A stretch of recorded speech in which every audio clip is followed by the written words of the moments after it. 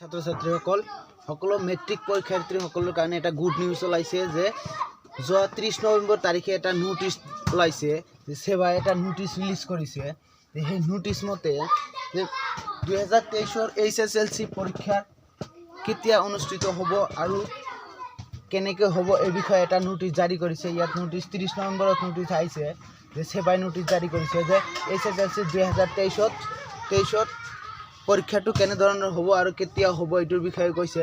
ইয়াত লিখা আছে যে মাৰ্চ মাহৰ প্ৰথম সপ্তাহত কি হ'ব, আমাৰ পৰীক্ষাটো অনুষ্ঠিত হ'ব মাৰ্চ মাহৰ প্ৰথম সপ্তাহত। ইয়াৰ ভিতৰত ইম্পৰ্টেণ্ট এটা কথা কৈছে যে 4টা বিষয়ত MCQ টাইপ কোৱেশ্চন থাকিব 50%। তাৰমানে 50% মানে কি 45 মাৰ্কৰ MCQ টাইপ কোৱেশ্চন থাকিব 45, যাৰ মাৰ্ক হ'ব 1 মাৰ্ক, আৰু বাকি 45 আমাৰ কি হ'ব বৰ্ণনামূলক প্ৰশ্ন, বাকি হ'ব বৰ্ণনা, যেনেকৈ 2, 3, 4 মাৰ্কৰ কোৱেশ্চন থাকিব বাকি 45, আৰু বাকি 10% আমাৰ কি হ'ব ইণ্টাৰনেল, যেনেকুৱা এছাইনমেণ্ট বুলি আছে যেনেকুৱা সেনেকুৱা হ'ব। আৰু ইম্পৰ্টেণ্ট এইটো কথা কৈছে যে 45 মাৰ্কৰ MCQ যে থাকিব এইটো কোন কোন ছাবজেক্ট থাকিব, ইংলিছত থাকিব, মেথামেটিক্সত থাকিব, জেনেৰেল ছায়েন্সত থাকিব আৰু ছ'চিয়েল ছায়েন্সত থাকিব। বুজিছে, এই 4টা বিষয়ত কি থাকিব 50% মাৰ্ক MCQ থাকিব।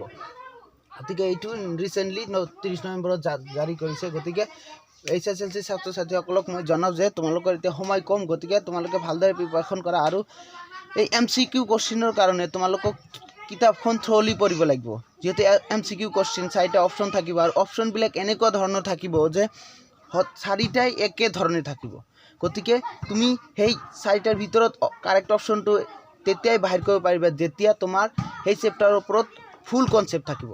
গতিকে HSLC 2023 ছাত্ৰ ছাত্ৰীসকলক মই অনুৰোধ জনাম যে তোমালোকে এতিয়াৰ পৰা ভালদৰে ষ্টাডি কৰা, আৰু ষ্টাডি কৰি তোমালোকৰ তোমালোকৰ 45 মাৰ্ক যে MCQ দিছে ইয়াৰ পৰা যাতে তোমালোকে ভালদৰে ফাইদা উঠাব পাৰা, সেইকাৰণে মই আজি এই ভিডিঅ'টো বনালোঁ। আৰু তোমালোকক এইটোৱেই কৰোঁ যে তোমালোকে এতিয়া সময় কম, এইখিনি সময়তে যাতে ভালদৰে পঢ়া শুনা কৰি তোমালোকে ভাল ৰেজাল্ট এটা কৰিব পাৰা, আৰু সময় নাই। গতিকে এইখিনিতেই মই আজি এই ভিডিঅ'টো, আৰু ভিডিঅ'টো ভাল লাগিলে শ্বেয়াৰ কৰি দিব, আৰু এই নিউজটো চবকে শ্বেয়াৰ কৰি দিব যাতে চবে শুনা পায় যে কেনেকৈ এইবেলি পৰীক্ষা অনুষ্ঠিত হৈ আছে।